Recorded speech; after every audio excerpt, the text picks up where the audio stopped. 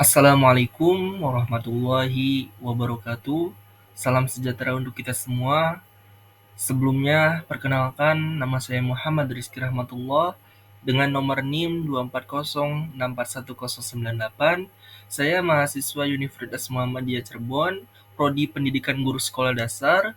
Maksud dan tujuan saya akan menjelaskan tentang materi konsep bahasa dan sastra untuk memenuhi tugas mata kuliah konsep bahasa dan sastra yang dimana diampu oleh Ibu dosen Asih Wahyuningsi MPD selaku dosen pengampu konsep bahasa dan sastra.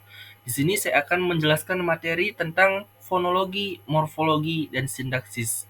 Untuk mempersingkat waktu, langsung saja kita mulai. Oke, teman-teman semua. Sebelum kita memasuki materi morfologi, fonologi, maupun sintaksis, sebelumnya kita harus mengenal apa itu konsep bahasa dan sastra. Jadi, bahasa adalah sistem lambang bunyi untuk berkomunikasi, sedangkan sastra adalah karya seni bahasa yang estetis dan memiliki nilai artistik. Jadi, bahasa itu tentu berguna untuk komunikasi setiap harinya. Kita menggunakan bahasa Indonesia untuk berkomunikasi dengan sesama negara warga Indonesia. Tanpa adanya bahasa Indonesia, mungkin kita tidak akan saling memahami bahasa yang kita bicarakan. Tentu halnya itu kan negara Indonesia memiliki banyak berbagai macam suku, dari suku Jawa, suku Sunda, maupun suku yang ada di Indonesia. Tentu halnya bahasa mereka itu berbeda-beda. Maka halnya negara Indonesia itu menciptakan suatu bahasa kesatuan yang dimana bahasa Indonesia. Nah, dengan adanya bahasa Indonesia kita dapat memahami apa yang kita bicarakan sesama antar suku maupun berbeda suku. Tentu kita saling memahami gitu.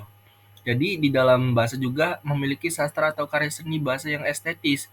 Untuk mencapai suatu seni bahasa yang estetis dan memiliki nilai artistik, tentu halnya kita harus mengetahui struktural dari bahasa tersebut. Seperti halnya fonologi, morfologi, maupun sintaksis itu masuk dalam struktural bahasa. Jadi bahasa itu tentu halnya tercipta dari suatu unsur-unsur terkecilnya.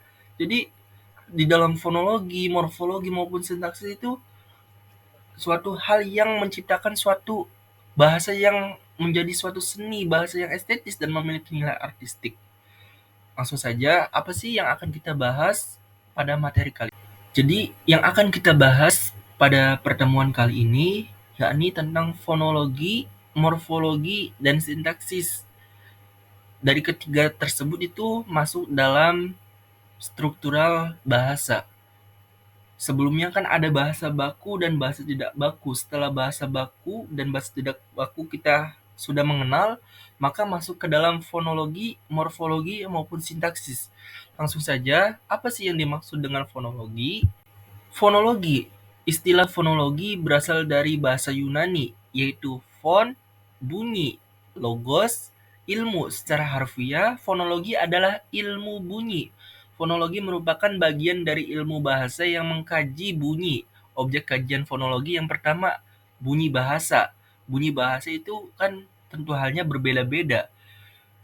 Font yang disebut tata bunyi, fonetik. Yang kedua, mengkaji fonem yang disebut tata fonem, fonemik.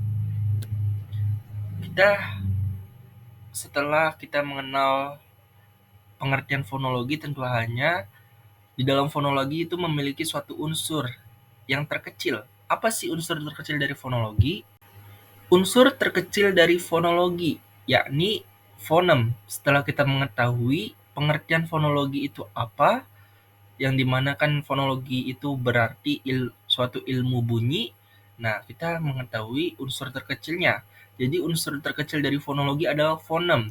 Fonem adalah unit terkecil dari bunyi bahasa yang dapat membedakan makna kata. Fonem adalah konsep dasar fonologi, yaitu studi tentang sistem bunyi bahasa. Ciri-ciri fonem ada 3. Yang pertama, unit terkecil.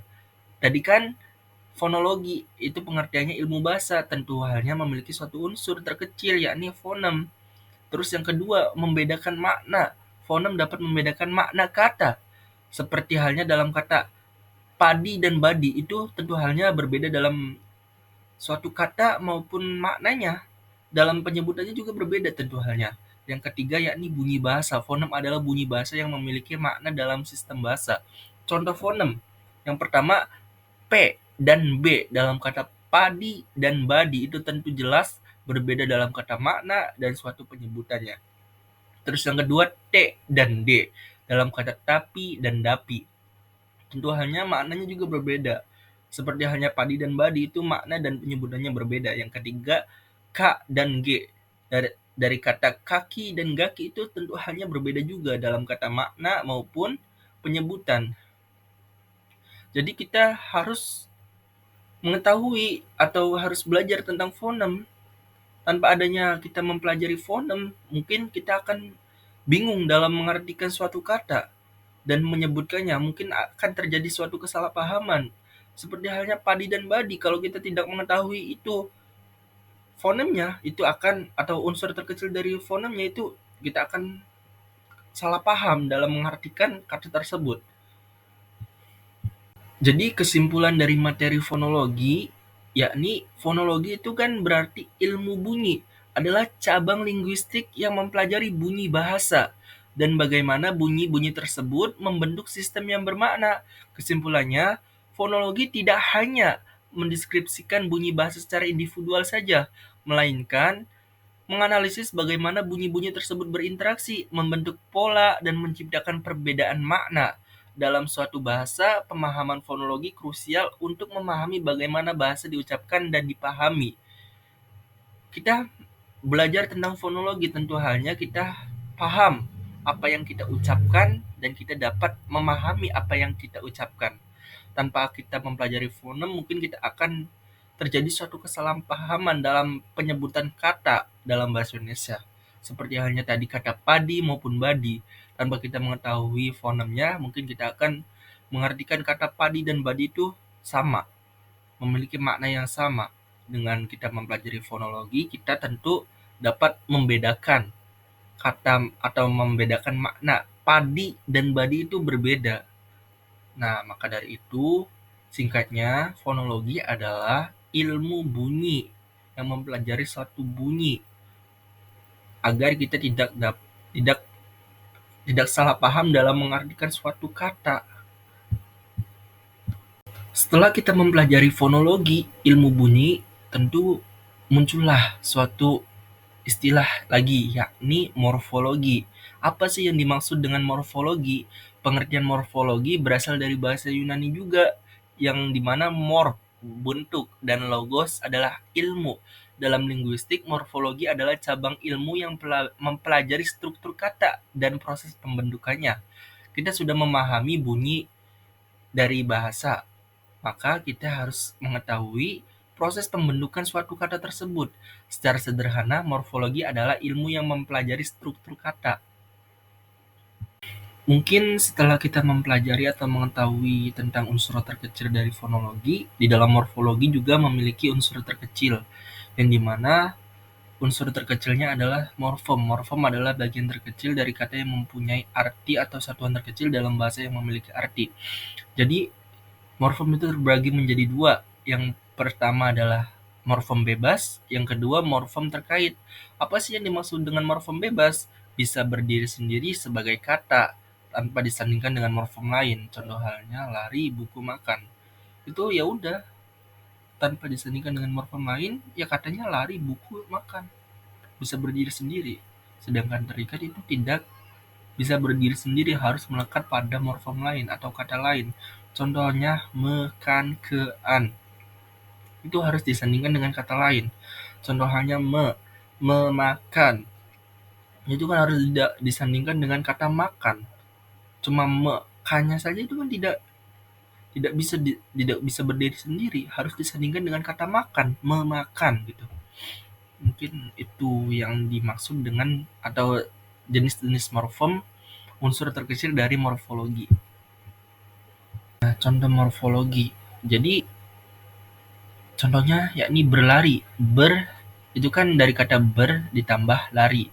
Misalnya kata berlari dibentuk dari awalan ber dan kata dasar lari. Itu kan kata dasarnya adalah lari. Sedangkan ditambahkan kata ber. Ilmu ini penting agar kita tahu bagaimana kata tersebut terbentuk, berubah dan digunakan dengan benar dalam kalimat. Adapun fungsi morfem itu ada dua. Yang pertama derivasional. Apa sih derivasional? Mengubah kelas kata dan menciptakan makna baru. Contoh halnya kata ajar. Sedangkan diubah ke kata pengajar itu tentu jelas berbeda makna. Terciptalah makna baru. Tadi kan ajar. Ajar ya udah, artinya ajar saja. Nah, terciptalah makna baru, yakni pengajar. Pengajar itu jelas berbeda dengan kata ajar. Pengajar itu kan suatu yang mengajarkan suatu, ya seseorang yang mengajarkan. Itu pengajar namanya. Kalau ajar saja kan berbeda dengan kata pengajar. Itu kan menciptakan makna baru. Yang kedua adalah infleksional, tidak mengubah kelas kata, hanya menyesuaikan fungsi gramatikal. Contoh halnya makan dan dimakan itu jelas berbeda, tetapi tidak mengubah kelas katanya. Tidak mengubah kelas kata, hanya menyesuaikan fungsi gramatikalnya saja. Proses morfologis lain, reduplikasi, pengulangan kata. Contoh halnya penuh, buku-buku itu penuh. Kalau sebagian itu lelaki, berimbuhan, bermain-main. Komposisi pembentukan kata majemuk. Contoh rumah sakit, meja, makan. Konversi perubahan kelas kata. Contoh belajar dengan belajar kelompok. Lanjut ke afikasi dalam bahasa. Afiks yang berarti imbuhan, morfem terikat yang ditempel pada morfem dasar. Jenis-jenis afiks itu ada prefiks awalan, sufiks akhiran, infiks sisipan. Contoh prefiks atau awalan itu ada me, ber, di, ter, ke. Sedangkan sufiks itu akhiran kan, an, i. Sedangkan infiks sisipan itu ada el, em, er. Terus konfiks gabungan ke, an, per, an. Contoh dari prefiks itu memakan, bermain, memakan. Itu memakan ada awalan atau afiks imbuhan kata me itu kan di awal. Sedangkan sufiks itu akhiran kan, memakan. Itu kan di akhir kannya itu kata kan itu di akhir makan. Sedangkan infiks sisipan el, em, er itu. Contoh halnya telunjuk dari tunjuk.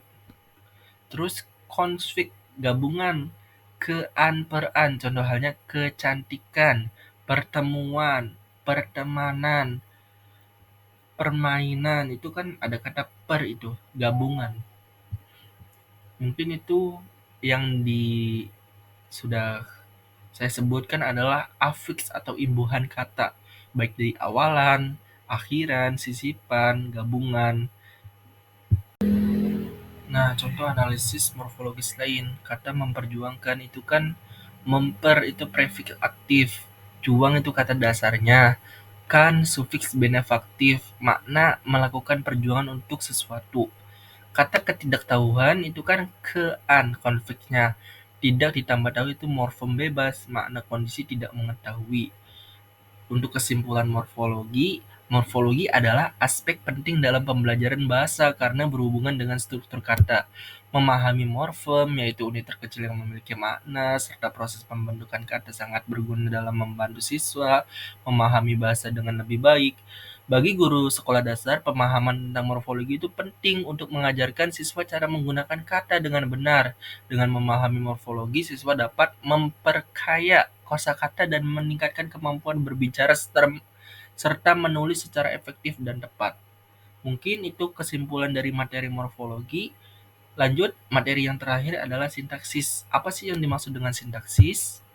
Untuk materi yang terakhir atau materi yang ketiga setelah morfologi, yang dimana materinya adalah sintaksis. Apa sih yang dimaksud dengan sintaksis?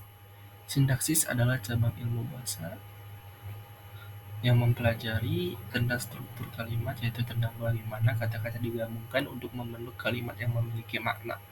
Tentu kita kan sudah mengetahui ilmu bunyi, struktur kata pembentukannya, terus kita harus mengetahui struktur kalimat, yaitu tentang bagaimana kata-kata digabungkan untuk membantu kalimat yang memiliki suatu makna.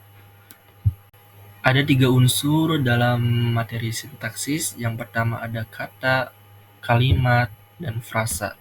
Apa sih yang dimaksud dengan kata? Yang dimaksud dengan kata, frasa, dan kalimat. Jadi Pengertian kata adalah dasar dalam sintaksis. Kata dapat berubah kata benda, kata kerja, kata sifat, dan kata lainnya. Sedangkan frasa adalah gabungan kata-kata yang memiliki makna. Frasa dapat berupa frasa benda, frasa kerja, dan frasa lainnya. Sedangkan kalimat adalah gabungan kata yang dapat atau yang memiliki makna dan struktural yang jelas. Tentu halnya, dalam kalimat itu memiliki suatu jenis-jenis. Yang pertama ada kalimat deklaratif. Kalimat deklaratif adalah kalimat yang berfungsi untuk menyatakan atau mengungkapkan sesuatu. Contoh halnya, saya suka makan nasi goreng. Itu mengungkapkan bahwasanya itu saya suka dengan masakan nasi goreng. Terus yang kedua, kalimat interrogatif. Kalimat interrogatif adalah kalimat yang berfungsi untuk bertanya atau meminta informasi. Contoh, apakah kamu suka makan nasi goreng? Saya bertanya, apakah kamu suka makan nasi goreng? Itu kalimat interrogatif dengan tujuan menanyakan sesuatu yang kamu suka. Apakah kamu memang benar-benar suka dengan masakan nasi goreng?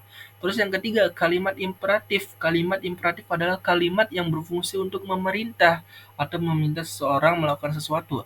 Contoh, makanlah nasi goreng itu. Makanlah nasi goreng itu. Tentu dalam kata itu, saya memerintah seseorang untuk memakan nasi goreng tersebut. Tolong kerjakan. Tolong kerjakan itu contoh halnya kalimat imperatif atau kalimat untuk menyuruh seseorang untuk melakukan sesuatu. Setelah kita mempelajari dari fonologi, morfologi itu tentu halnya memiliki suatu kepentingan tertentu agar kita dapat mempelajarinya. Adapun kepentingan untuk mempelajari sintaksis salah satunya adalah mengembangkan kemampuan berbahasa. Sintaksis dapat mengembangkan kemampuan berbahasa seseorang. Yang kedua, mengembangkan kemampuan menulis. Sintaksis juga dapat mengembangkan kemampuan seseorang untuk menulis. Yang ketiga, mengembangkan kemampuan berkomunikasi. Sintaksis dapat mengembangkan kemampuan berkomunikasi seseorang. Adapun struktur kalimat itu ada subjek, predikat, objek, yang terakhir itu biasanya ada keterangan. Subjek adalah kata atau frasa yang melakukan aksi dalam kalimat. Subjek itu adalah seseorang yang melakukan suatu kegiatan. Predikat adalah kata atau frasa yang menerangkan aksi subjek. Predikat itu adalah menerangkan bahwasanya orang tersebut itu sedang melakukan apa. Terus objek adalah kata atau frasa yang menerima aksi subjek adalah sasaran dari subjek tersebut. Contoh halnya, saya makan nasi goreng. Saya makan nasi. Saya makan nasi goreng di warteg. Nah, saya makan. Berarti subjeknya adalah saya. Saya itu adalah seseorang yang melakukan makan. Makan itu berarti aksi atau aksi subjek itu sedang makan. Terus nasi goreng itu adalah objeknya yang dimakan atau yang dilakukan seseorang tersebut adalah yang dilakukan saya adalah memakan nasi goreng. Itu adalah struktur kalimat. Itu tidak dapat dipisahkan dari ketiga tersebut. Empat, empat lah keterangan dengan keterangan. Keterangan itu opsional. Yang biasanya itu ada 3, subjek, predikat, objek. Contoh lagi nih, saya minum air di tempat makan. Nah, itu kan saya. Saya itu berarti suatu subjek. Minum adalah predikatnya atau aksi yang sedang dilakukan oleh saya. Terus air itu adalah objek yang akan menjadi sasaran oleh saya. Saya kan meminum air, itu adalah objeknya adalah suatu air. Di tempat makan itu suatu keterangan. Biasanya opsional kalau keterangan itu. Biasanya ada subjek, predikat, dan objek. Mungkin di penghujung materi, setelah saya sedang menjelaskan apa yang dimaksud dengan fonologi, morfologi, maupun sintaksis, dan apa manfaat mempelajari fonologi, morfologi, maupun sintaksis, kesimpulannya, fonologi, morfologi, dan sintaksis merupakan 3 pilar utama dalam analisis struktur bahasa. 3 pilar utama berarti tidak dapat dipisahkan. Misal cuma ada fonologi, morfologi, sintaksisnya nggak ada, itu pilarnya akan tidak seimbang atau tidak berdiri dengan kokoh. Itu kan pilar utama dalam analisis struktur bahasa. Fonologi mempelajari bunyi bahasa dan sistemnya, sedangkan morfologi mempelajari pembentukan kata dan struktur internalnya. Sementara sintaksis itu mempelajari bagaimana kata digabungkan menjadi frasa dan kalimat yang bermakna. Nah, tentu halnya itu kan suatu tiga pilar utama dalam analisis struktur bahasa. Ketiganya saling berkaitan dan membentuk pemahaman yang komprehensif tentang bagaimana bahasa diorganisasikan dan berfungsi untuk menghasilkan komunikasi yang efektif. Mempelajari ketiganya, mempelajari wawasan yang mendalam tentang struktur dan fungsi bahasa. Mungkin itu saja yang dapat saya sampaikan. Kurang lebihnya mohon maaf apabila ada kesalahan kata, mungkin banyak yang salah kata atau salah dalam penyebutan suatu kata, karena saya adalah manusia yang biasa yang dimana tak luput dari dosa maupun lupa. Mungkin cukup sekian. Wallahu muwaffiq ila aqwamit thoriq. Wassalamualaikum warahmatullahi wabarakatuh.